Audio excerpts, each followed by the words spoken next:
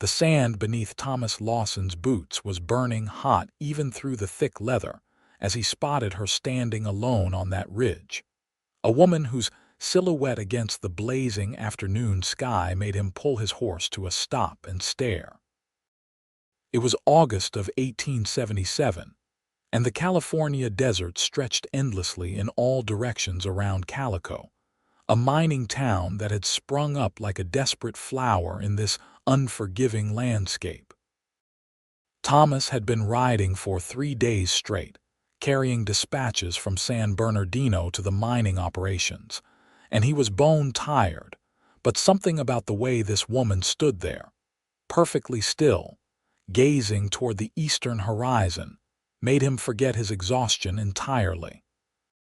He guided his mare, Rosie, up the rocky incline, the animal's hooves clattering against loose stones. The woman did not turn around, did not acknowledge his approach even though she surely heard him coming.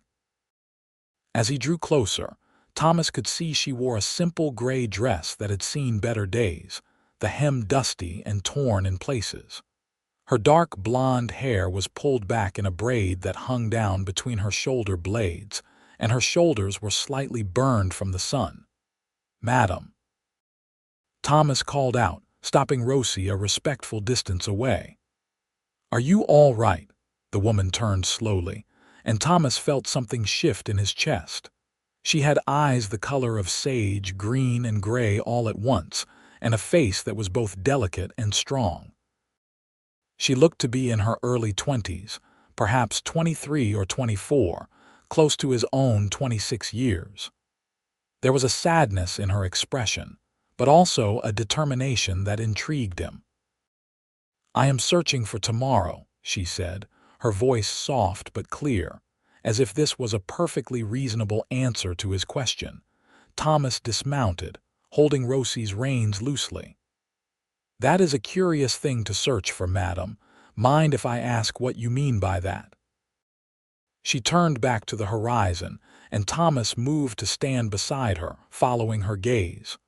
All he could see was miles of desert, mountains in the far distance, and the burning sun beginning its slow descent toward evening. "My name is Sarah Preston," she said. "I came here with my father 6 months ago. He believed there was silver in these hills, that we could make our fortune, start fresh after my mother died back in Missouri. He died 3 weeks ago in a mining accident, and yesterday the man who owned the boarding house where we were staying told me I had to leave because I could not pay. Everything I own is in that small bag behind you." Thomas glanced back and saw a worn canvas bag resting against a rock. His heart clenched with sympathy. "I am sorry for your loss," he said quietly. "That is a heavy burden to bear." "I stood here this morning watching the sun rise," Sarah continued. "I realized that yesterday is gone, buried with my father and my old life. Today is nearly over. All I have left is tomorrow and all the tomorrows after that. So I am searching for them, trying to figure out where they might lead me." Thomas studied her profile, the way the fading sunlight caught in her hair, the set of her jaw that spoke of resilience despite her circumstances. He had known loss himself, had buried his own parents to fever 5 years back, and he recognized that particular kind of grief that left you standing at the edge of everything you knew, looking for something to hold on to. "My name is Thomas Lawson," he said. "Folks call me Tom. I work as a writer, carrying messages and packages between the mining offices and the settlements. It does not pay much, but it is honest work. I know this territory well, and I know Calico has opportunities for those willing to work hard. Perhaps I could help you find a tomorrow or two." Sarah turned to look at him fully then, really studying his face. Thomas knew what she would see. A tall man with brown hair that needed cutting, eyes the color of dark whiskey, a face weathered by sun and wind but still young. He wore the typical clothing of a working cowboy, practical denim pants, A cotton shirt that had once been blue but was now faded nearly white, a leather vest, and a wide-brimmed hat that he had removed when addressing her. "Why would you help me?" Sarah asked, wariness creeping into her voice. "You do not know me." "That is true," Thomas admitted, "but I know what it is like to be alone in this world, and I know that in a place like this, people need to help each other if anyone is going to survive, let alone thrive. I am not asking anything from you, Miss Preston. I am simply offering to help you get down from this ridge before dark, perhaps point you towards some respectable work in town." Sarah was quiet for a long moment, then she nodded slowly. "All right, Mr. Lawson, I accept your help, and I thank you for your kindness." Thomas retrieved her bag, which was lighter than he expected, and secured it to Rosie's saddle. He offered to let Sarah ride, but she insisted she could walk, so they made their way down the ridge together as the sun painted the sky in shades of orange and purple. Thomas led Rosie by the reins, and they walked in companionable silence for a while. "What kind of work did you do before coming here?" Thomas asked as they reached the flatter ground and began the walk toward Calico, which was visible in the distance, its scattered buildings and mine shafts silhouetted against the evening sky. "I helped my mother with her sewing business," Sarah said. "I am good with a needle, and I can read and write and do figures well enough. I also helped my father with his bookkeeping before we left Missouri. He was a clerk in a general store before he caught silver fever." "The hotel in town needs someone to help the owner's wife," Thomas said, an idea forming. "Mrs. Chen runs a respectable establishment. Her husband immigrated from China 20 years ago and worked the railroads before settling here. They have been looking for someone to help with the linens and the bookkeeping. She has arthritis in her hands now, makes sewing difficult for her."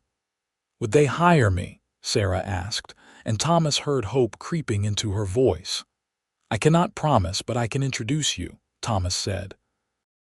"They are good people, fair." As they walked, Thomas found himself stealing glances at Sarah. There was something magnetic about her, a quality he could not quite name. It was not just that she was pretty, though she certainly was. It was the way she carried herself, the dignity she maintained despite her circumstances, the way she had been standing on that ridge searching for hope instead of surrendering to despair. They reached Calico just as the last light was fading from the sky.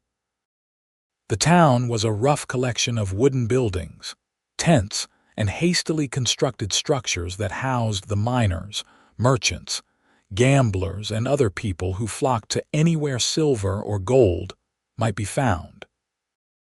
The main street was busy with evening activity, men heading to saloons, women hurrying home before full dark, horses tied to hitching posts, and the general noise of a frontier town. Thomas led Sarah to the Calico Hotel, a 2-story wooden building that was one of the more substantial structures in town. A sign hung over the entrance, painted with careful Chinese characters alongside English letters. He tied Rosie to the post outside and gestured for Sarah to follow him up the steps. Inside, the lobby was clean and well-maintained, a contrast to many establishments in town. Paper lanterns cast warm light, and the air smelled of tea and wood polish. A woman in her 50s stood behind the counter, her black hair streaked with gray and pulled into a neat bun. Her face lit up when she saw Thomas. "Tom Lawson," she said warmly. "You are back from San Bernardino. Did you eat yet? I have some stew left." "Thank you, Mrs. Chen, but first I wanted to introduce you to someone," Thomas said, gesturing to Sarah. "This is Miss Sarah Preston. She recently lost her father and finds herself in need of honest work. I remembered you mentioning you needed help, and Miss Preston has experience with sewing and bookkeeping." Mrs. Chen's sharp eyes assessed Sarah quickly but kindly. "You are the Preston girl who was staying at Murphy's boarding house," she said, and Sarah nodded.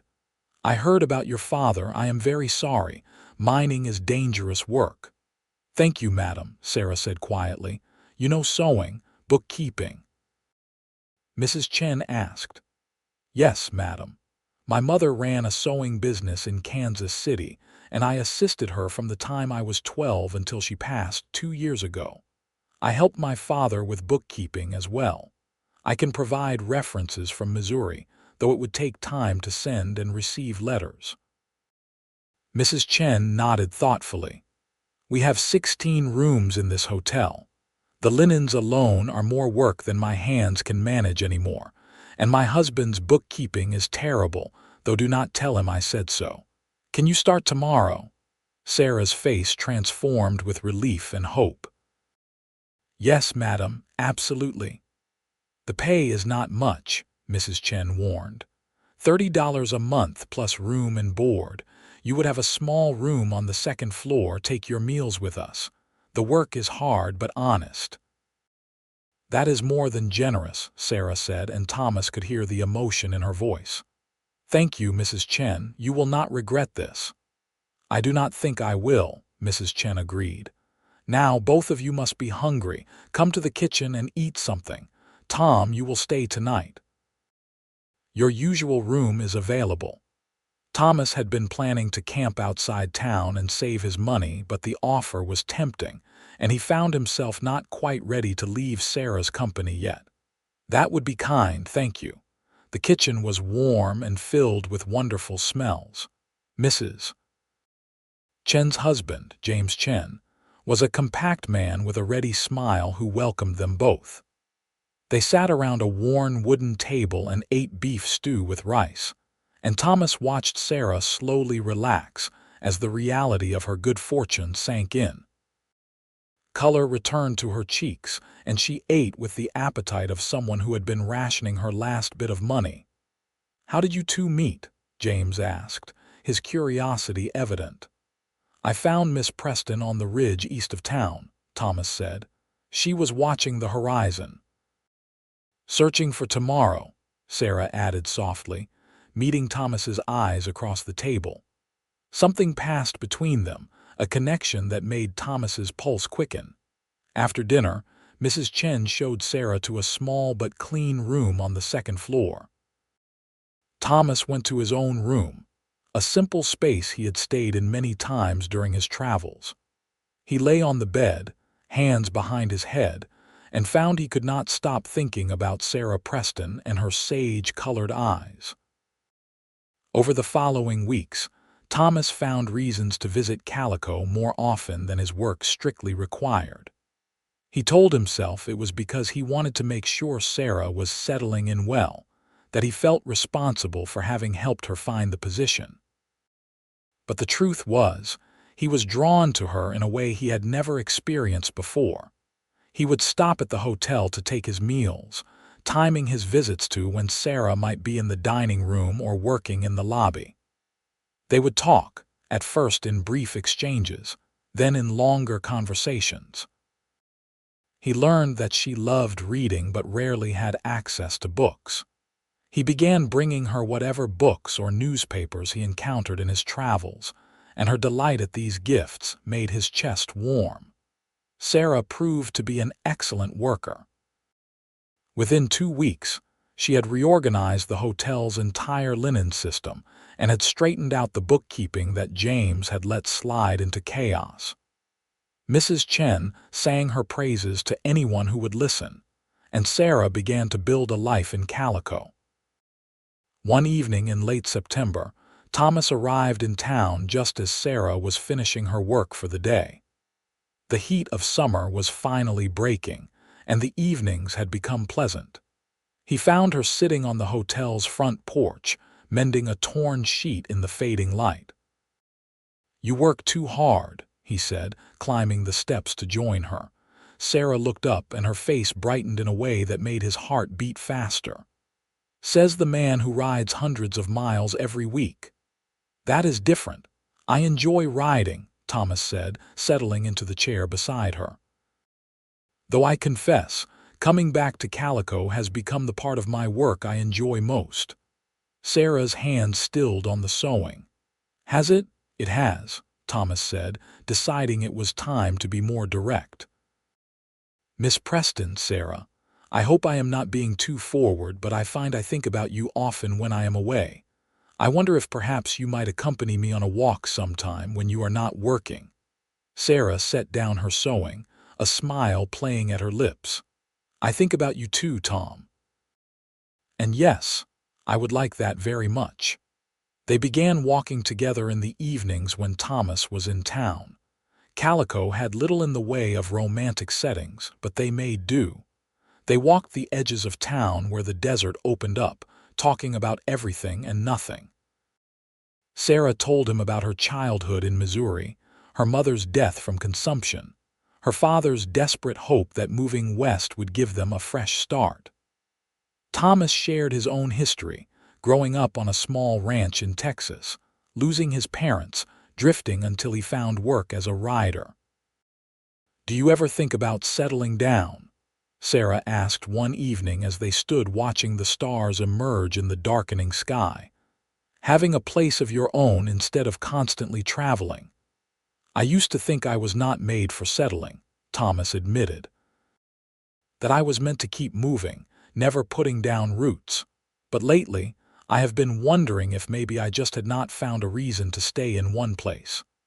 Sarah turned to look at him, her face soft in the starlight.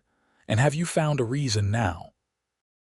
Thomas reached out slowly, giving her time to pull away, and gently took her hand. Her fingers were rough from hard work but warm and vital in his. I think I might have, he said quietly.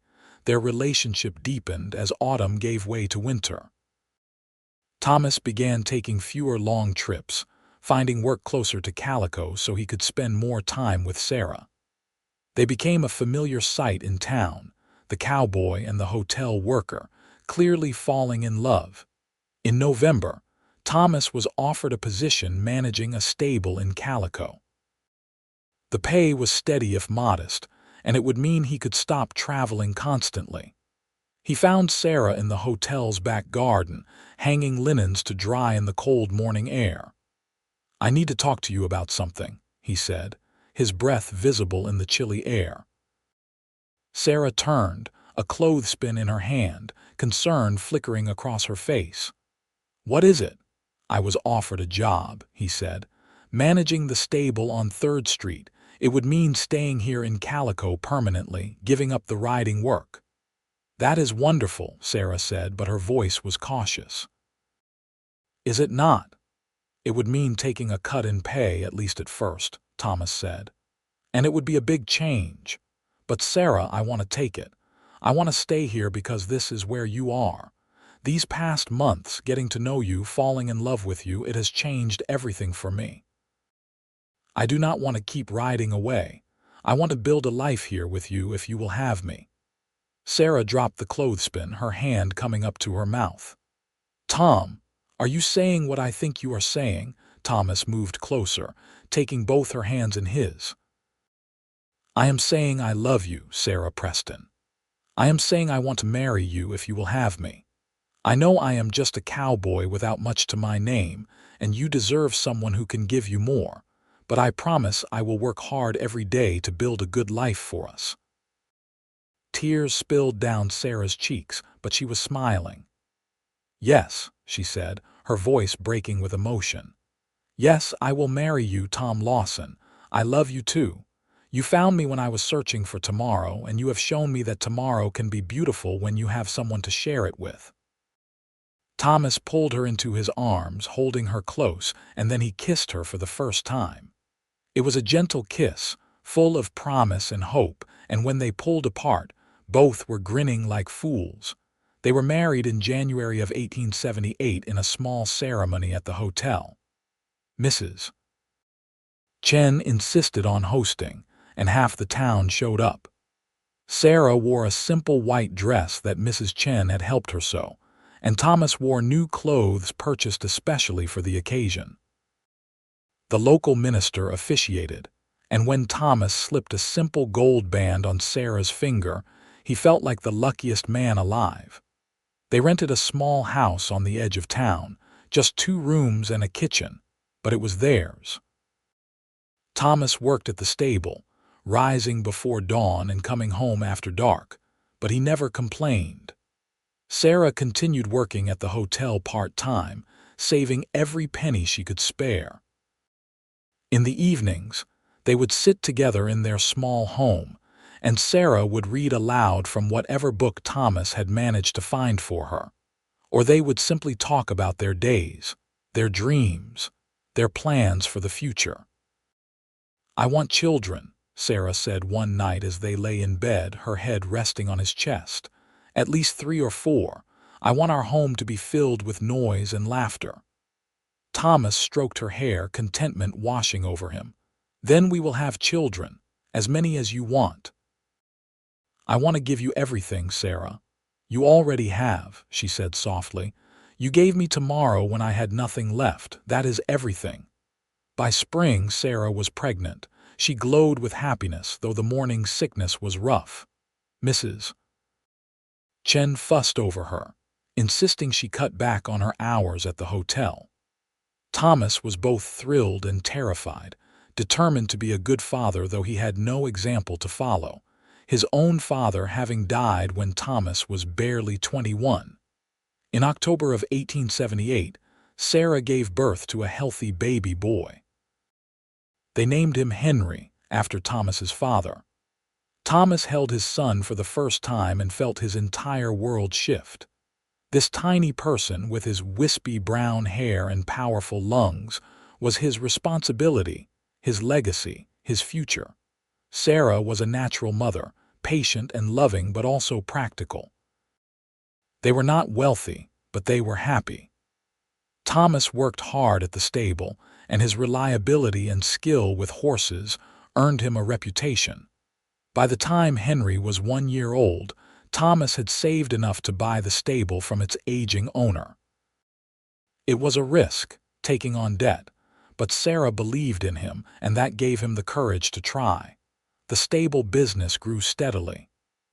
Thomas hired 2 young men to help with the work, and he began breeding horses as well as boarding them. He had a gift for training, and people came from neighboring towns to buy horses that Thomas Lawson had worked with. In 1880, Sarah gave birth to their second child, a daughter they named Mary after Sarah's mother. 2 years later came another son, James, named for Mr. Chen, who had become like a father to both of them. Their little house became crowded, and in 1883, Thomas surprised Sarah by purchasing a larger house on a piece of land just outside town. It was not a mansion, but it had 4 bedrooms, a real parlor, and enough land for a garden and a few chickens. "How did you afford this?" Sarah asked, walking through the empty rooms with tears in her eyes. "The stable has done well," Thomas said, watching her face. "And I have been careful with money. I wanted to give you a proper home, Sarah. You deserve it." She turned to him, and even after 5 years of marriage and 3 children, his heart still skipped when she looked at him like that. "You are my home, Tom. You always have been, but this is wonderful." They moved into the house in late spring, and Sarah threw herself into making it a home. She sewed curtains and quilts, planted a garden, painted the walls cheerful colors. The children thrived with more space to run and play.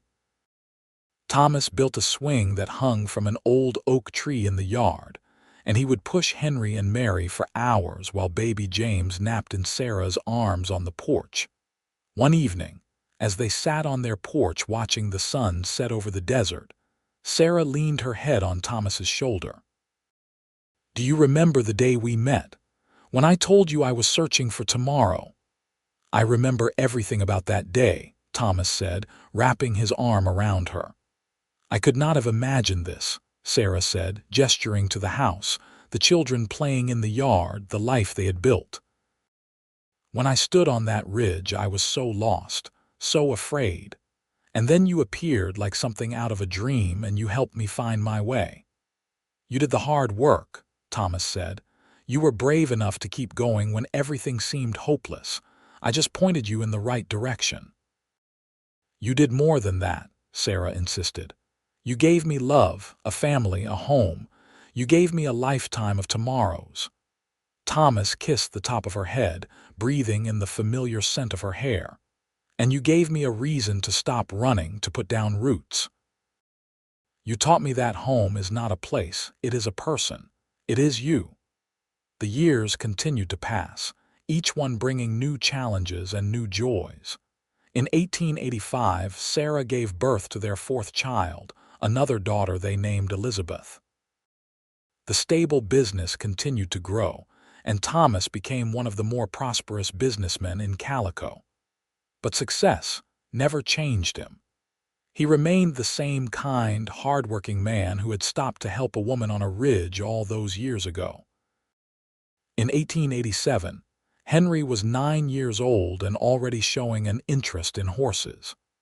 Thomas began teaching him how to care for the animals, how to recognize good bloodlines, how to train with patience and respect.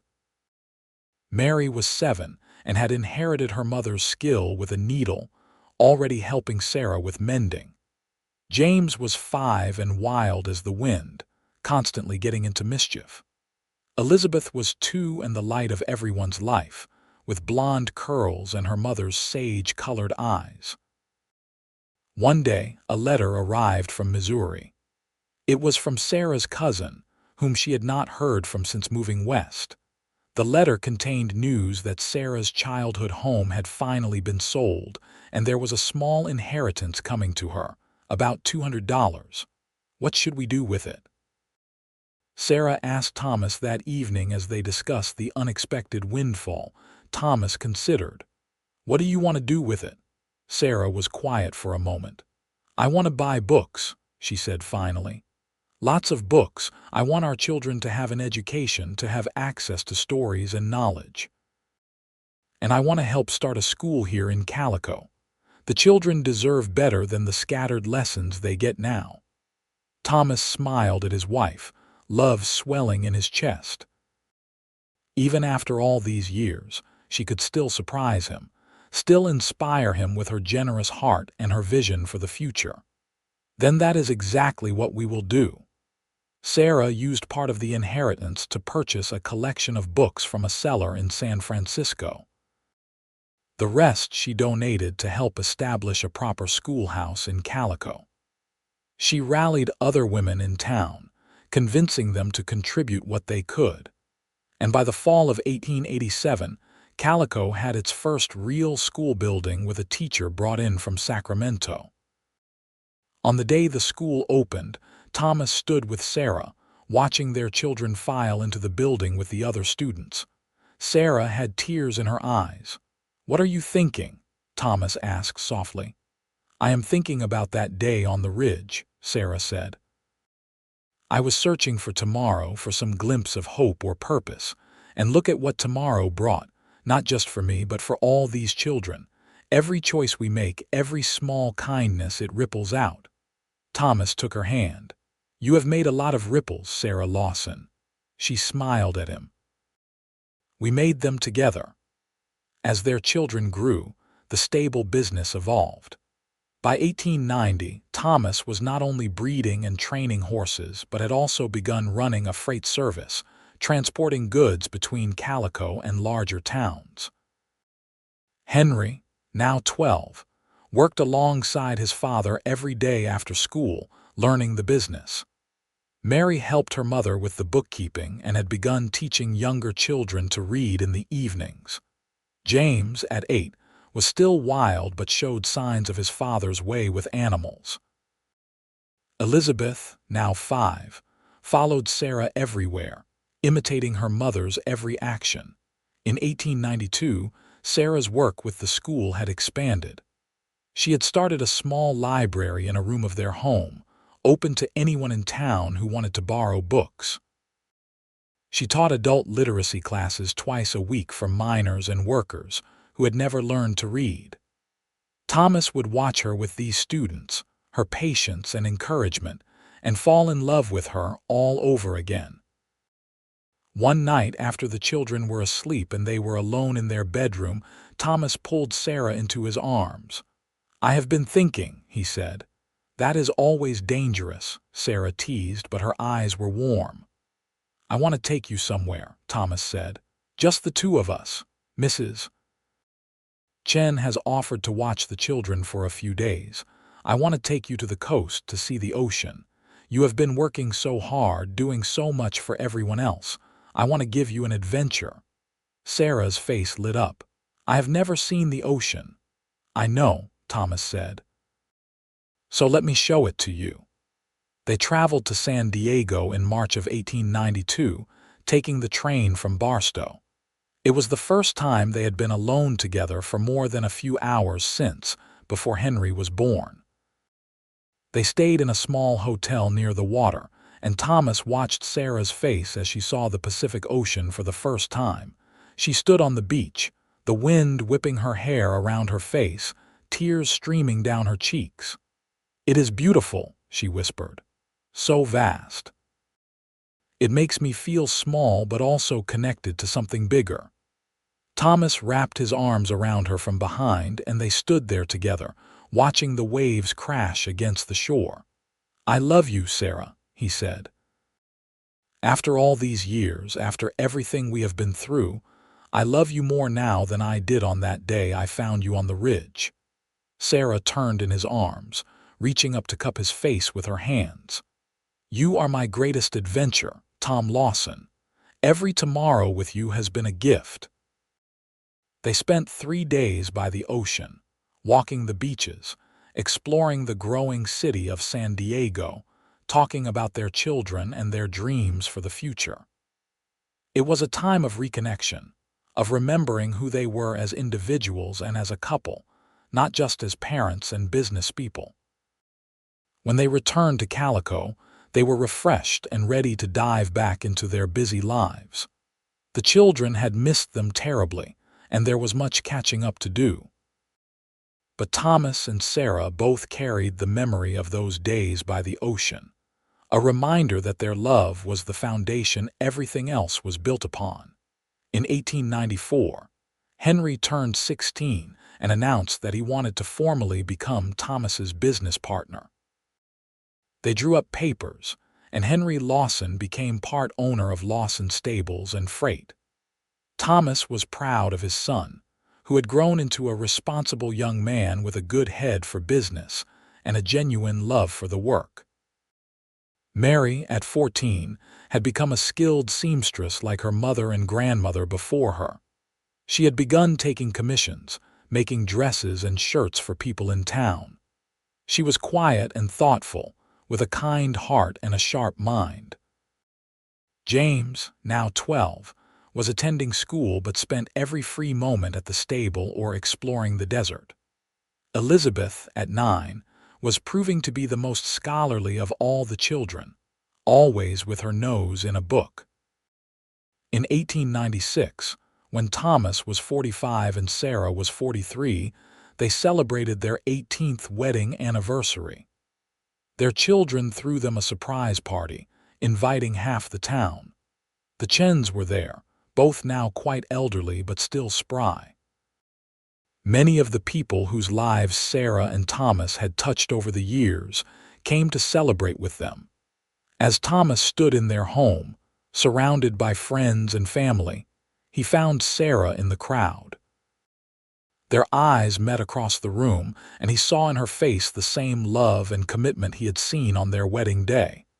He made his way to her, taking her hand. "Dance with me," he said, even though there was no music playing. Sarah laughed, but she followed him outside where they could have a moment of relative privacy. The sun was setting, painting the sky in those same shades of orange and purple that had colored the evening they first met. 18 years, Sarah said, leaning against him. "Sometimes it feels like a lifetime, and sometimes it feels like no time at all." "Do you have any regrets?" Thomas asked. Sarah pulled back to look at him seriously. "Not one single regret, do you?" "Only that I did not find you sooner," Thomas said. "But maybe we met exactly when we were supposed to. You needed to be on that ridge searching for tomorrow, and I needed to be the one to find you." "Fate," Sarah said softly. "Love," Thomas corrected. "Fate brought us together, but love made us stay." In 1898, Mary married a young teacher who had come to work at the Calico School. It was a beautiful wedding, and Sarah cried throughout the entire ceremony. Thomas held her hand, understanding exactly what she was feeling. Pride, joy, and the bittersweet pain of watching your child step into their own future. Henry, at 20, was courting the daughter of a rancher from a neighboring town. James, at 16, was still wild but had grown tall and strong, with his father's way with horses and his mother's sharp intelligence. Elizabeth, at 13, was already talking about becoming a teacher herself, inspired by her mother's work with education. In 1900, as the new century dawned, Thomas and Sarah stood once again on the ridge where they had first met. It had become a tradition for them, coming here on special occasions to remember where it all started. The desert looked much the same as it had 23 years earlier, though Calico itself had changed. The silver had begun to run out, and the town was shrinking as miners moved on to new strikes. But the school remained, the stable business was strong, and the foundation that Thomas and Sarah had helped build would endure. "What were you really looking for that day?" Thomas asked, the question coming after more than 2 decades. "When you said you were searching for tomorrow, what did you hope to find?" Sarah thought about it, her hand in his. "I think I was looking for hope," she said finally. "For some sign that life could be good again after so much loss. I was looking for a reason to keep going. And did you find it?" Sarah turned to him, her sage eyes still as captivating as they had been when she was 23. "I found more than I ever dreamed possible. I found love, family, purpose. I found a partner who saw me at my lowest point and chose to help me rise. I found tomorrow, Tom, and it was more beautiful than I could have imagined." Thomas kissed her softly. "You gave me tomorrow too. Every single day with you has been a gift." They stood there as the sun set. Two people who had found each other at exactly the right moment, who had built a life and a love that would endure whatever came next. In 1902, Henry married his rancher's daughter, and by the end of the year, Sarah and Thomas were grandparents to a baby girl.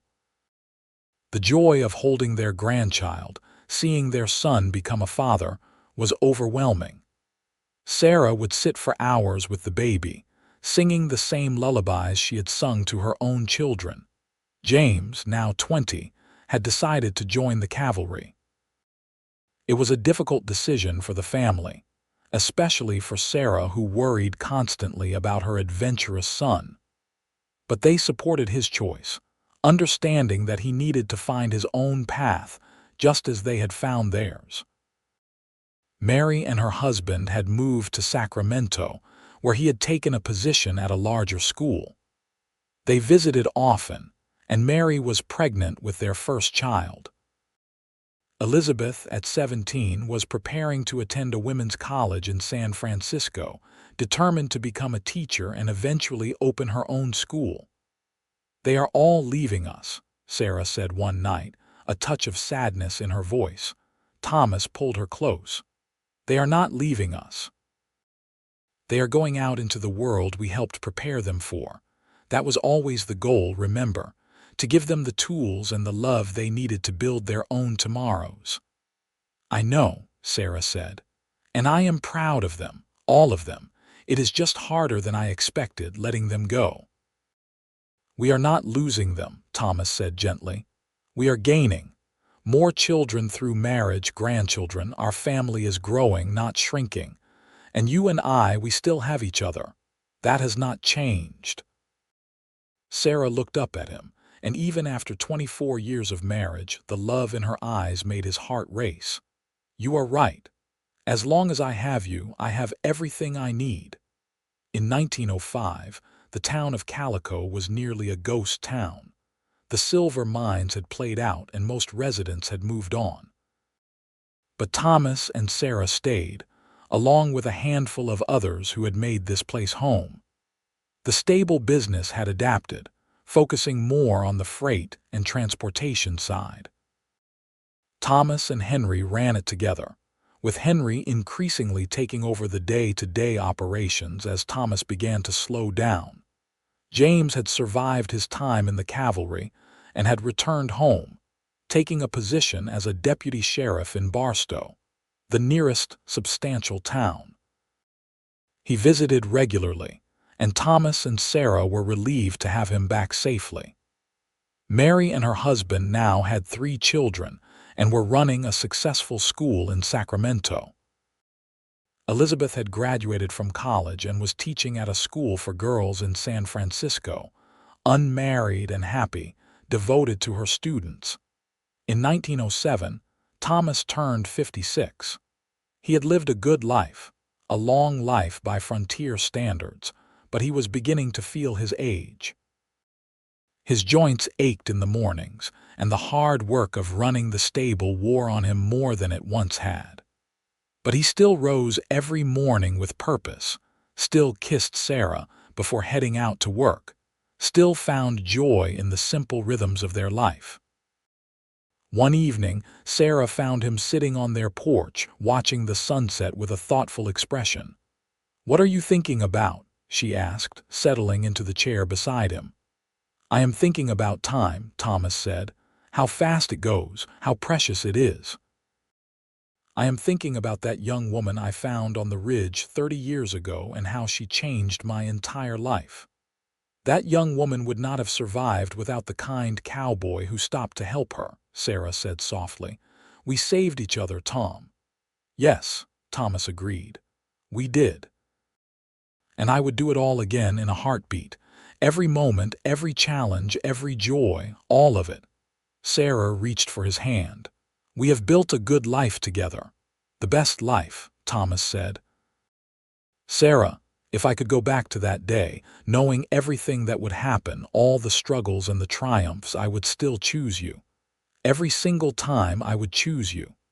Tears gathered in Sarah's eyes. "And I would choose you. You were my tomorrow, Tom, you still are." They sat together as the sun disappeared below the horizon. 2 people who had spent 3 decades building a life of love and meaning, grateful for every moment they had been given. In 1908, Elizabeth finally married, choosing a fellow teacher she had met in San Francisco. The wedding was held at the family home in Calico, with all the children and grandchildren gathering for the celebration. It was bittersweet for Thomas and Sarah, seeing their youngest child marry, knowing that this chapter of active parenting was truly closed. But it was also beautiful, watching Elizabeth glow with happiness, seeing the family they had created gathered together. The years continued to pass, each one bringing new grandchildren, new adventures, new reasons to be grateful. Thomas eventually retired from active work at the stable, handing full control over to Henry. He spent his days reading, working in the garden, and mostly just enjoying Sarah's company. They had earned their rest, had worked hard enough for 3 lifetimes. In 1912, they celebrated their 34th wedding anniversary quietly, just the 2 of them. They were both in their 60s now, their hair gray, their faces lined with age, but their love had not diminished. If anything, it had grown deeper, richer, tempered by time and experience. "Do you remember what you told me that first day?" Thomas asked as they sat on their porch, a ritual they had maintained for decades. "You said you were searching for tomorrow." "I remember," Sarah said, "and you helped me find it. Did it turn out the way you hoped?" Thomas asked. Sarah was quiet for a moment, looking out at the desert that had been their home for so long. "It turned out better," she said finally. "That day I was just hoping to survive, to find some reason to keep putting one foot in front of the other. I never dreamed I would find love, build a family, make such a difference in the lives of others. You gave me more than tomorrow, Tom. You gave me a lifetime of tomorrows, each one more beautiful than the last. Thomas felt his eyes grow damp. You gave me the same. Before I met you, I was just drifting, moving from place to place with no real purpose. You gave me a reason to stop, to stay, to build something lasting. You made me want to be better, to do more. You made me whole. They held hands as the stars began to emerge in the darkening sky. Two people who had found each other against all odds and had chosen, day after day, year after year, to build a life together based on love, respect, and unwavering commitment. In 1915, Thomas fell ill with pneumonia. He was 64 years old, and though Sarah nursed him devotedly, bringing in doctors from Barstow, for several days his life hung in the balance. The children all came home, gathering around their father's bedside, and Thomas could see the fear in their eyes. But Sarah never lost faith. She sat by his bed day and night, holding his hand, talking to him, reading to him, refusing to let him slip away. And slowly, gradually, Thomas began to recover. It took months for him to regain his strength, but Sarah was there every step of the way. "You are not allowed to leave me yet," she told him fiercely one day when he was well enough to sit up and take notice. "We have more tomorrows to share, Thomas Lawson. Do you hear me?" Thomas smiled weakly. "Yes, madam. I would not dare disobey you." "Good," Sarah said, but her voice broke and she pressed her face against his shoulder. "I need more time with you. I need so much more time." Thomas wrapped his arms around her, still weak but determined. "Then we will have more time, as much as we possibly can," and they did. Thomas recovered fully, though he was never quite as strong as he had been before. But that was all right. He had Sarah, he had his children and grandchildren, he had a lifetime of memories and love. What more could any man ask for? In 1918, as World War I raged in Europe, Thomas and Sarah celebrated their 40th wedding anniversary. The children threw them a massive party, and people came from miles around to honor the couple who had become pillars of the community. Thomas and Sarah danced together, moving slowly but surely to the music, and everyone watching could see the depth of feeling between them. 40 years, Sarah whispered as they swayed together. "How did it go by so fast?" "Because we were happy," Thomas said. "Time flies when you are happy." "Then we must have had one of the shortest marriages in history," Sarah said with a laugh, "because I have been happy every single day." "Liar," Thomas teased gently. "There were hard days too, days when we argued, when money was tight, when the children were sick, days when things were not easy." "All right, yes," Sarah conceded. "But even the hard days were good because we faced them together. That is what matters, Tom. Not that every day was perfect, but that every day was ours." Thomas pulled her closer, breathing in the scent of her hair, feeling the warmth of her body against his. "I love you, Sarah Lawson. I will love you until my last breath and beyond." "And I love you," Sarah said, "forever and always." The grandchildren were numerous now, with Henry's family alone accounting for 5 children. Mary had 4 and Elizabeth had 2. James, who had eventually married a woman he met while working as a deputy, had 3. The Lawson family was large and boisterous, filled with love and life. In 1920, Thomas turned 69 and Sarah was 66. They were both slowing down significantly now, their bodies wearing out from a lifetime of hard work. But their minds were still sharp, and their love was still the center of their existence. They spent most of their time at home, receiving visits from children and grandchildren, reading together, talking about memories, simply enjoying each other's presence. One warm evening in June of 1920, Thomas and Sarah made the trip to the ridge where they had first met. It was difficult for both of them, the climb more challenging than it had been even a few years earlier, but they were determined. It had been too long since they had visited this special place. They stood together on the ridge, looking out at the horizon just as Sarah had been doing 43 years earlier when Thomas first found her. The desert was bathed in golden light, the same timeless beauty that had witnessed the beginning of their story. "You remember what I said to you?" Sarah asked, her voice soft with age but still clear. "You said you were searching for tomorrow," Thomas replied, his arm around her waist, supporting her as much as embracing her. "And I found it," Sarah said, leaning her head on his shoulder. "I found a lifetime of tomorrows, and every single one was made beautiful because you were there." Thomas felt tears slide down his weathered cheeks. "You were the making of me, Sarah. Before you, I was just a man drifting through life. You gave me purpose, love, family. You gave me everything." They stood there until the sun began to set, painting the sky in those familiar shades of orange and purple. As darkness began to fall, Thomas helped Sarah back down the ridge, and they made their way slowly home. It would be the last time they would visit that spot together, though neither of them knew it at the time. In 1922, Sarah's health began to fail.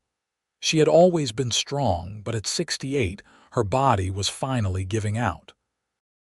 The doctors said it was her heart, that it was simply wearing out after a lifetime of hard use. She spent most of her time in bed now, and Thomas rarely left her side. The children visited constantly, and the house was never empty. One afternoon, as Sarah dozed and Thomas sat beside her holding her hand, Henry pulled his father aside. "Father, we need to talk about practical matters," he said gently. "Mother is getting worse. We need to make sure everything is in order." "I know," Thomas said tiredly. "But I cannot bear to think about it. The idea of losing her, of facing even one day without her, it is more than I can stand." "You will not be alone," Henry said, gripping his father's shoulder. "We will all be here for you. But Mother would want to know that everything is settled, that you will be taken care of." Thomas nodded, knowing his son was right. Over the next few days, he and Sarah, during her moments of clarity, made sure all their affairs were in order. The house would go to Henry, along with the stable business. There were provisions for the other children, distributions of their modest wealth that had been accumulated over a lifetime of hard work and careful saving.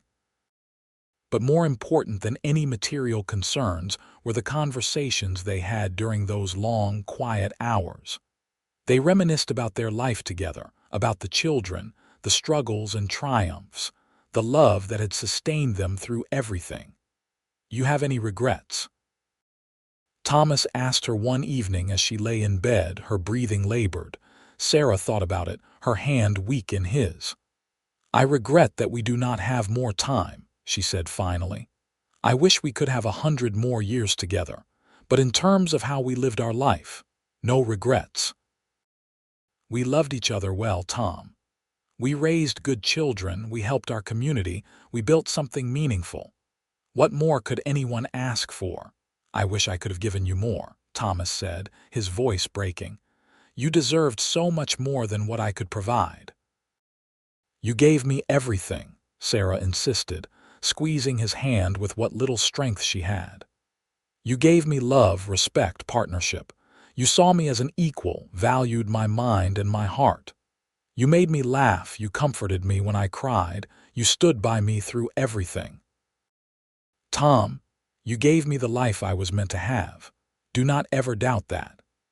In August of 1922, surrounded by her husband and children, Sarah Lawson took her last breath.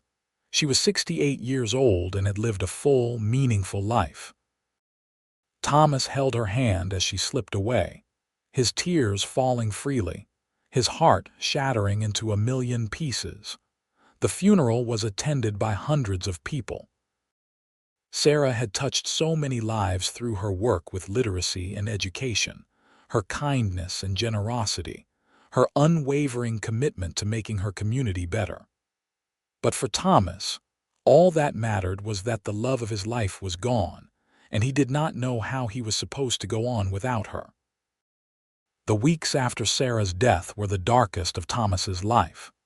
He moved through the days mechanically, eating only when the children forced him to, sleeping fitfully, spending hours sitting in the chair where Sarah used to raid, holding the shawl she had worn, breathing in her fading scent.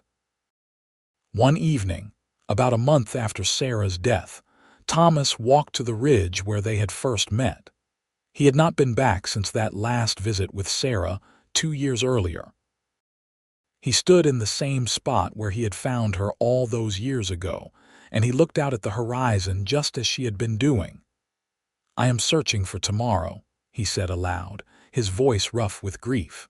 "Just like you were, Sarah. I do not know how to face tomorrow without you."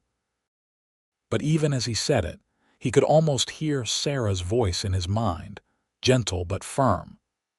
"You face it the same way you faced every other challenge in your life, with courage, with love, with faith that there is still meaning and purpose to be found." Thomas stood there until the sun set, and then he made his way home. It was hard, unbearably hard, but he kept going. For Sarah, for the children, for the life they had built together.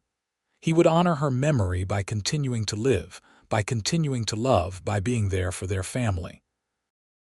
Over the next 2 years, Thomas slowly found a new rhythm to his life.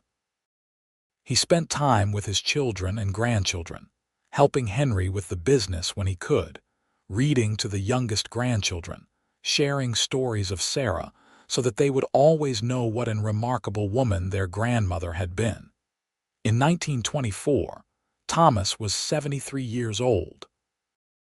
His health was failing, his heart weak from grief and age. He knew his time was coming and he was ready.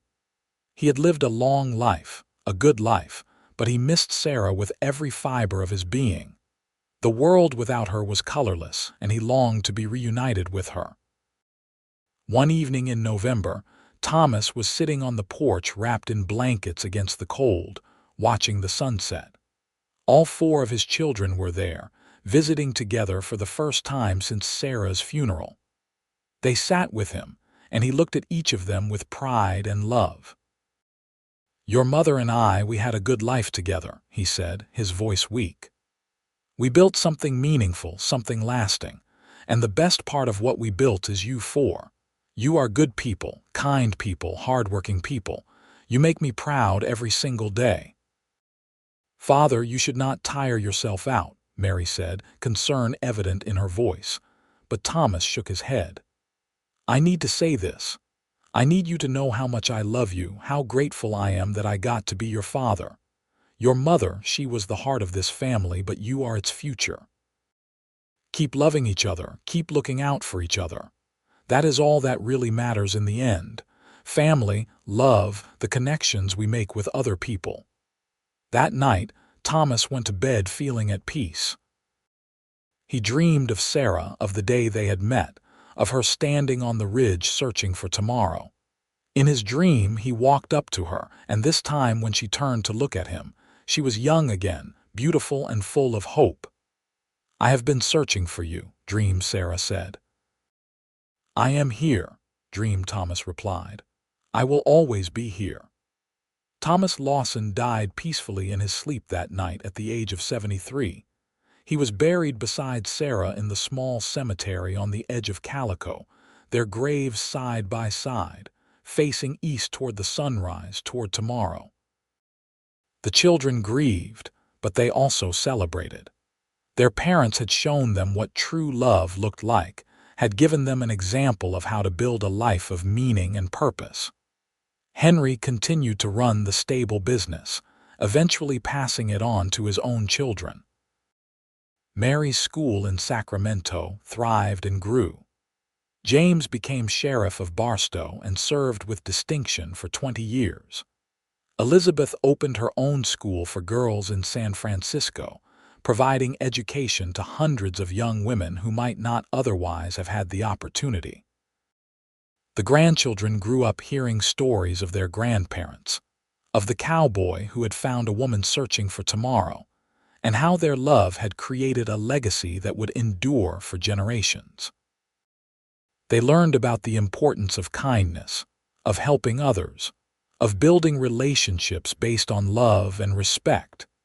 Calico eventually became a true ghost town as the last remaining residents moved on.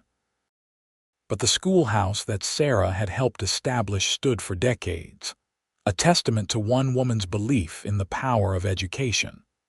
The stable that Thomas had built and run was remembered in local histories as one of the most successful businesses of the mining era. But more than any physical legacy, Thomas and Sarah left behind something more precious: the memory of a love story that had transformed two lost souls into a family, a community, a future. They had shown everyone who knew them that tomorrow is always worth searching for, that hope can be found even in the darkest moments, and that love, real love, can make any hardship bearable and any joy more precious. Years later, when the great-grandchildren would ask about Thomas and Sarah, the stories were always told the same way. A cowboy found a woman on a ridge, standing alone and searching for tomorrow.